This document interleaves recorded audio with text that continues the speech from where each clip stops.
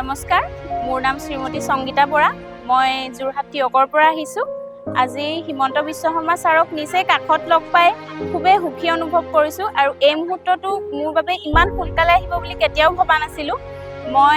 মোক মা দেউতাই বহুত কষ্টৰে ইমানখিনিলৈকে আনিছে আৰু ইমান সুন্দৰকৈ নিযুক্তি প্ৰক্ৰিয়াটো হ'ল তাৰ বাবে মই ছাৰক বহুত বহুত ধন্যবাদ জনাইছোঁ। আৰু আগন্তুক দিনতো মই মোৰ ওচৰ চুবুৰীয়াসকলক যিসকলে মানে আমাক দেখিয়ে অনুপ্ৰাণিত হৈছে তেওঁলোকক মই পৰীক্ষা দিবৰ বাবে উৎসাহিত কৰিম আৰু তেওঁলোকক মই যিমানখিনি মোৰ অভিজ্ঞতা আছে মই যিখিনি মানে যেনেদৰে মই উত্তীৰ্ণ হৈছোঁ যেনেদৰে মই পঢ়িছোঁ মই তেওঁলোককো সেইবাবে উৎসাহিত কৰিবলৈ চেষ্টা কৰিম। দেউতা এজন মিস্ত্ৰী হয় আৰু মায়েও ঘৰে ঘৰে কাম কৰে।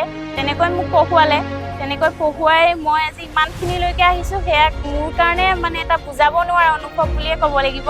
মোৰ ছোৱালীয়ে চাকৰি পাইছে, মই বহুত সুখী হৈছোঁ। মোৰ ল'ৰা এটা ছোৱালীজনী দেউতাকে পকা মিস্ত্ৰী কৰে, ইমান কষ্ট কৰি ছোৱালীজনী চাকৰি পালে সুখী হৈছোঁ আৰু মই দুখ অনুভৱ কৰিছোঁ।